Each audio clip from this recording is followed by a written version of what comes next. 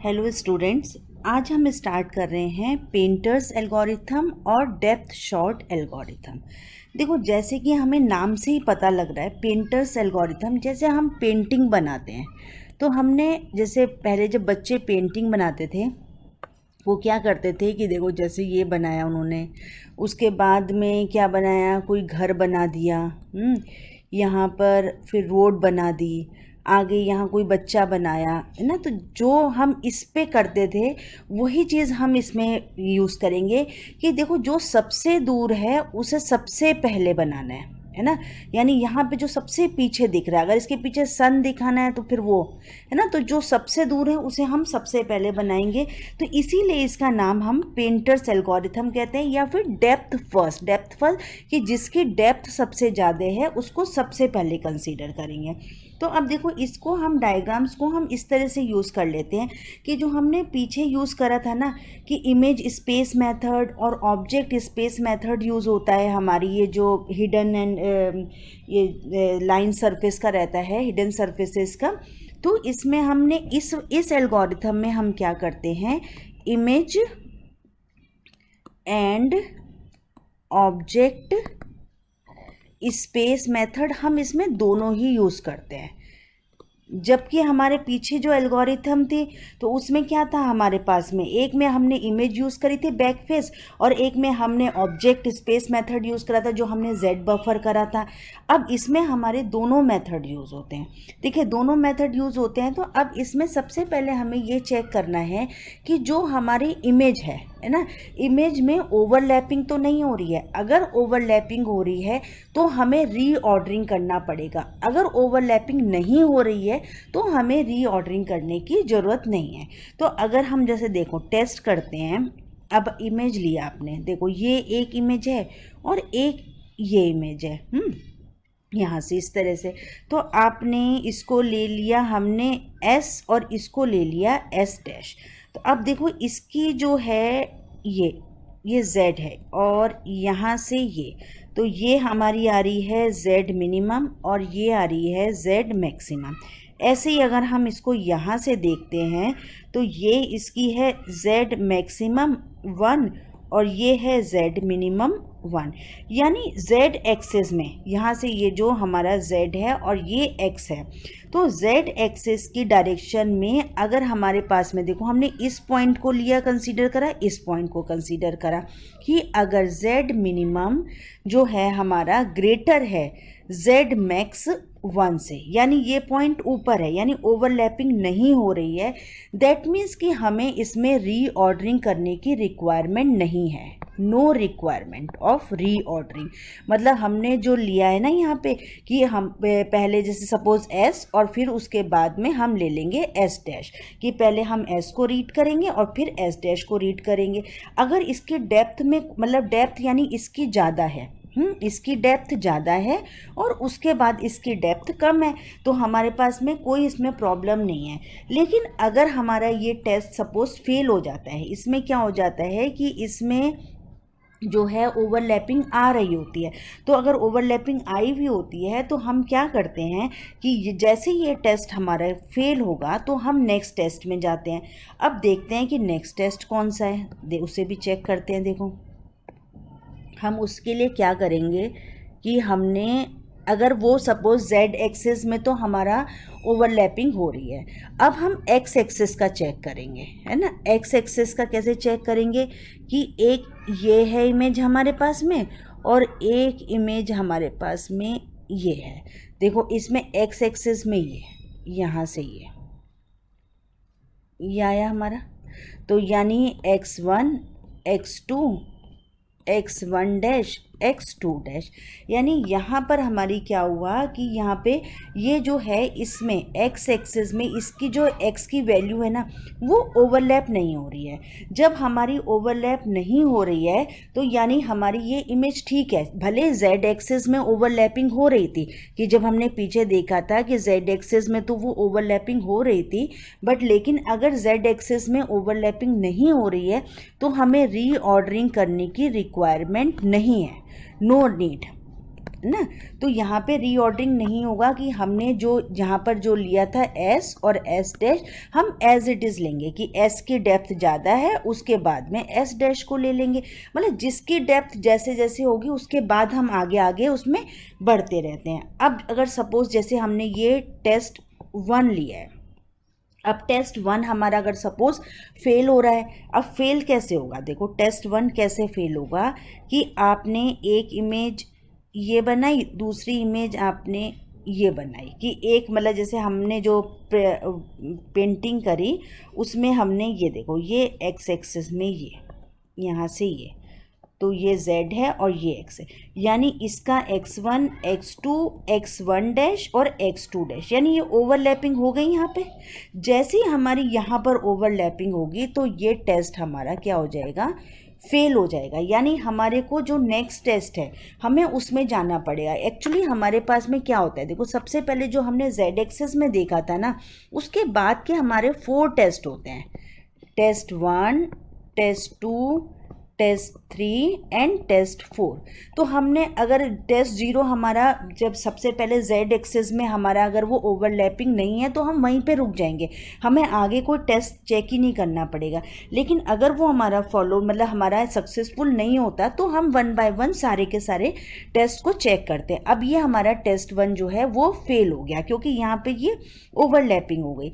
जैसे ही हमारा ये टेस्ट फेल होता है तो हम फिर सेकेंड टेस्ट में जाते हैं। तो सेकेंड टेस्ट देखो क्या होता है। सेकेंड टेस्ट का मतलब ये है कि हमारी जो इमेज है, यानी हमने जो इमेज है हमारी, वो हमारी दूसरी इमेज के पीछे आ रही है, यानी उसके बिहाइंड में आ रही है। तो एक तो ये हो गया, या फिर हम इसको ऐसे भी ले सकते हैं, ये हमने टेस्ट 2 के लिए करते हैं कि जो हमारी मतलब जो जिसकी डेप्थ ज़्यादा है वो हमारी छोटी वाली उसके पीछे हमारी जाती है ना। और या फिर हम इसके क्या करते हैं कि इसके फ्रंट में आ रही है, ये जो है हमारी एस ये है और ये एस डैश है, तो ये टेस्ट 3 हो जाता है। तो यानी एक या तो ये पीछे है या ये पीछे, इन दोनों में से एक में क्या हो रहा है कि वो कंप्लीटली उसके बिहाइंड जा रही है।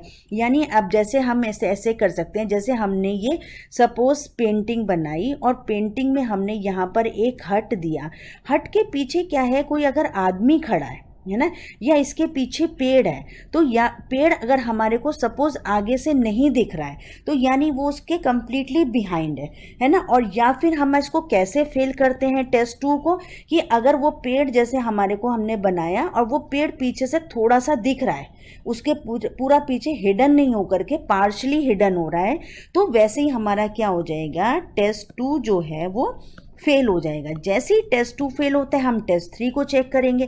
टेस्ट 3 में क्या होता है, वो हमारे को फ्रंट से चेक करना होता है कि फ्रंट में हमारा पूरा कंप्लीट वो दिख रहा है या नहीं दिख रहा है। तो उसको हमारे को देखो चेक करने का कैसे तरीका होता है, हम जो सरफेस की इक्वेशन होती है ना, सरफेस की इक्वेशन हम क्या करते हैं, ax plus B Y plus C Z plus D equal to 0, ये हमारी सरफेस की इक्वेशन है। अब अगर हमारे को टेस्ट 2 चेक करना है, सपोज हमने इसका करना है, तो हम क्या करते हैं कि इसके जो एस के जो हमारे कोऑर्डिनेट्स है ना कि कंप्लीटली वो बिहाइंड है या नहीं है, तो हम क्या करते हैं, एस के जो कोऑर्डिनेट है एक्स वाई जेड है ना, ये तीनों की वैल्यू हम इसमें रखते हैं। इसमें रखने के बाद में ये हमारे पास में है एस डैश के लिए, ये एस डैश की सरफेस का है, एस डैश की सरफेस के लिए हमने ये इक्वेशन ली है। और कोऑर्डिनेट्स किसके लिए हैं, हमने एस के लिए है, कोऑर्डिनेट्स किसके लिए हैं, एस के लिए। इसकी वैल्यू इसमें रखी हमने। अगर ये वैल्यू सपोज हमारे पास में सी जेड प्लस डी अगर लेस देन 0 है तो क्या होगा कि वो कंप्लीटली बिहाइंड होगा, कंप्लीटली बिहाइंड। यानी कंप्लीटली बिहाइंड का मतलब क्या होता है, जैसे हम पीछे चेक करते थे ना कि वो पॉइंट इनसाइड है, आउटसाइड है या फिर लाइन के ऊपर है, तो हमारा क्या हो जाता था, इसमें क्या हो जाएगा, इनसाइड, यानी हमारे को वो नहीं दिख रहा है। और उसके बाद में अगर हम सेकंड इक्वेशन चेक करें टेस्ट 3 के लिए, टेस्ट 3 के लिए क्या आ जाएगा हमारा, ये वाला A X plus B Y plus C Z plus D equal to 0, ये जो हमारी इक्वेशन होती है। अब इसको हम ले लेते हैं एस सरफेस के लिए। जब हम एस सरफेस के लिए लेंगे तो ये क्या आएगी हमारी, जैसे ही ग्रेटर देन ज़ीरो आ रही है, यानी ग्रेटर देन ज़ीरो का मतलब क्या है कि वो कंप्लीटली आउटसाइड है, जो पॉइंट है वो हमारा आउटसाइड है, तो ये टेस्ट पास हो जाएगा, थर्ड टेस्ट। अदरवाइज ये क्या हो जाएगा, फेल हो जाएगा ये भी। और इसमें भी ये लेस देन है तो हमारा ये कंप्लीटली इनसाइड है, तो ये पास होगा टेस्ट। अदरवाइज क्या होगा, हम टेस्ट 3 में चले जाएंगे। तो ये दोनों साइमल्टेनियसली एक से ही टेस्ट होते हैं, या तो एक पीछे है या दूसरा पीछे है। तो इसको हम मोस्टली क्या करते हैं, दोनों को साथ में लेकर के उसको चेक कर देते हैं। अब अगर हमारा क्या है कि ये टेस्ट देखो फेल कब होते हैं, ये कंप्लीटली बिहाइंड ना होकर के या कंप्लीटली इन फ्रंट ना होकर के पार्शली होता है, तो ये हमारा टेस्ट क्या हो जाएगा, वो टेस्ट हमारा फेल हो जाएगा। जैसे ही हमारा ये टेस्ट फेल होता है तो हम क्या करते हैं, हम चले जाते हैं टेस्ट 4 में जाते हैं। अब टेस्ट 4 में क्या होता है हमारा, हम इसमें प्रोजेक्शन को यूज़ करते हैं। हम क्या करते हैं कि हम प्रोजेक्शन यूज़ करते हैं। देखो प्रोजेक्शन क्या करा हमने, जो 2 इमेज है हमारी, जैसे ये इमेज है हमारी, दोनों इमेज में अब अगर हमारे पास में जो डायग्राम हमने बनाया वो अगर हमारा ये इस तरह से बना है ना, एक ऐसे बन गया हमारे पास में, और दूसरा जो बन गया वो बन गया हमारे पास में ये, यानी दोनों के दोनों बिल्कुल ओवरलैपिंग नहीं हो रही है। जो हमारा व्यू प्लेन में इमेज का जो प्रोजेक्शन पड़ेगा, तो हमारा क्या होगा कि हमारे को रीऑर्डरिंग की रिक्वायरमेंट नहीं होती। जब भी हमारा टेस्ट जो है ना पास हो जाता है तो हमारे को आगे रीऑर्डरिंग की ज़रूरत नहीं होती।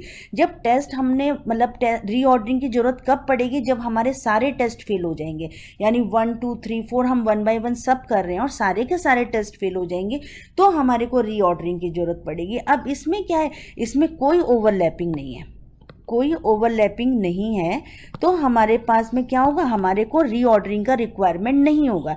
यानी हम एस ले रहे थे, फिर एस डैश ले रहे थे, फिर उसके आगे भी कोई इमेज है तो उसको भी ले रहे थे, तो हम एज इट इज़ लेके रखेंगे।